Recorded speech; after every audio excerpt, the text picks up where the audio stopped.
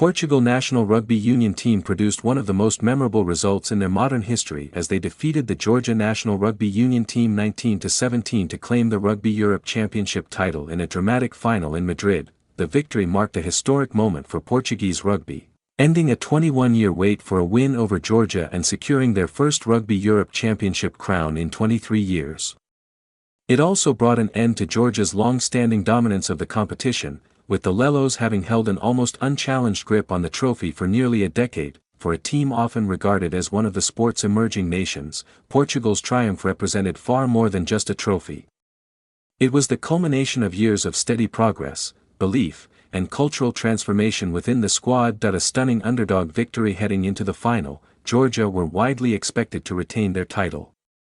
They had dominated the Rugby Europe Championship for years and entered the match as heavy favourites with bookmakers, some listing them as 15-point favourites.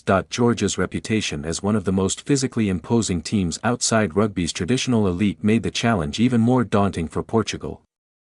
Many of their players compete at the highest levels of European club rugby, bringing significant experience and power to the international stage, yet Portugal arrived in Madrid determined to challenge that dominance. Nicknamed Os Lobos, the Wolves, Portugal have developed a reputation in recent years for playing fearless rugby built around skill, pace, and tactical intelligence.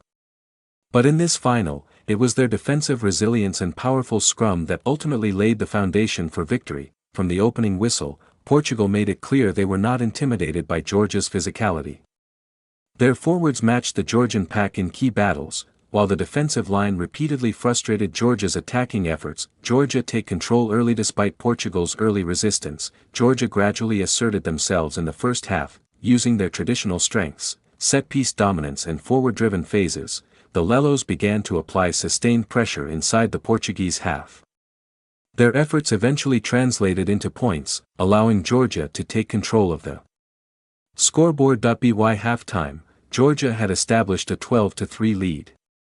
Portugal's only points in the opening period came from a penalty kick, while Georgia's forwards continued to threaten close to the try line. At that stage, it appeared that the favourites were on course to maintain their dominance of the competition, yet the Portuguese squad refused to lose belief. Portugal refused to back down. The second half began in a similar fashion to the first, with Georgia continuing to push forward and extend their lead. At 1 point, the scoreline stood at 17-9 in favour of the Georgians, leaving Portugal with a significant deficit to overcome. However, instead of panicking, the Portuguese players remained composed. Their defensive organization kept them within striking distance, while their attacking structure slowly began to create opportunities. Every tackle and turnover added to their growing confidence. Portugal's defensive effort was particularly impressive considering Georgia's reputation for physical dominance.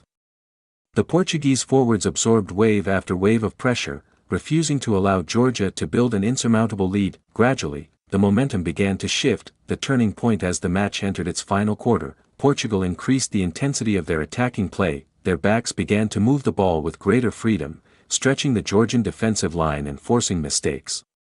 The breakthrough finally arrived in the 72nd minute. Winger Vincent Pinto finished a brilliant attacking movement by diving over for a crucial try. The conversion that followed pushed Portugal into the lead for the first time in the match. Suddenly, the underdogs were ahead. The stadium erupted as Portuguese supporters realized that a historic victory was within reach. A nerve-shredding finale. The final minutes of the match were filled with tension. Georgia, determined to reclaim the lead, launched a series of attacking phases deep inside Portuguese territory.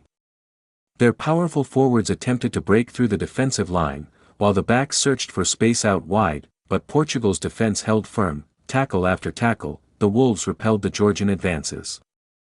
Each successful defensive effort brought them closer to the final whistle. When the referee eventually signaled the end of the match, Portuguese players collapsed to the ground in celebration. They had achieved what many believed was impossible. For the first time in 23 years, Portugal were champions of the Rugby Europe Championship. Emotional celebration scenes of jubilation followed as players, coaches, and staff embraced on the field. For many within the squad, the victory represented years of hard work and perseverance finally paying off. The emotional significance of the moment was not lost on the coaching staff either. Portugal's forwards and defense coach Andy Kiriakou spoke proudly about the dedication and determination displayed by his players. The outpouring of emotion is all you need to see to understand that this is a group that gives it everything. Kiriakou said after the match.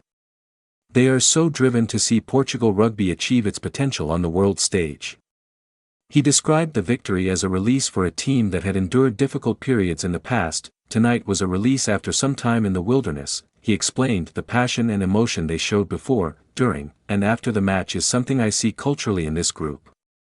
Building a winning culture. Kiriakou joined the Portuguese coaching setup in 2025, bringing valuable experience from his time with Munster Rugby. During his tenure with the Irish province, he played a key role in their success in the United Rugby Championship in 2023. Since arriving in Portugal, he has worked to strengthen the team's defensive systems while also fostering a positive and confident culture within the squad. According to Kiriakou, much of Portugal's recent success has been built on establishing strong internal standards and encouraging players to believe in their abilities. The past few months have been about embedding culture and expectations, he said. Instilling positive culture and encouraging self-belief in players and each other has always been the cornerstone of how I coach. He believes the victory over Georgia will serve as a powerful validation of that approach. The best bit is that now the players can see that it works, he said. That belief will allow them to build on this success. A remarkable championship journey. Portugal's triumph in Madrid was the final chapter in an impressive campaign throughout the Rugby Europe Championship. The Wolves demonstrated consistent form across the tournament, defeating several strong opponents on their way to the final. Their journey began with victories over the Belgium national rugby union team, the Germany national rugby union team, and the Romania national rugby union team. Those results helped establish Portugal as one of the tournament's most dangerous teams. They then faced Iberian rivals the Spain national rugby union team in the semi-finals. In front of a passionate home crowd in Lisbon, Portugal delivered a dominant performance to secure a convincing 26-7 victory. That result set up the highly anticipated final showdown with Georgia.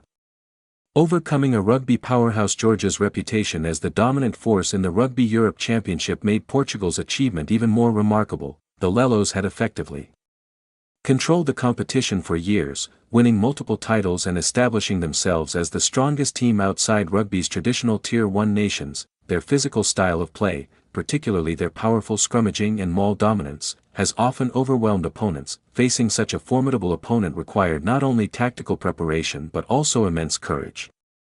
Kiriakou praised his players for embracing the challenge rather than being intimidated by Georgia's reputation. It's not easy to defend against a team like Georgia, he said. They are typically very physically dominant, and many of their players compete at the highest level of European club rugby.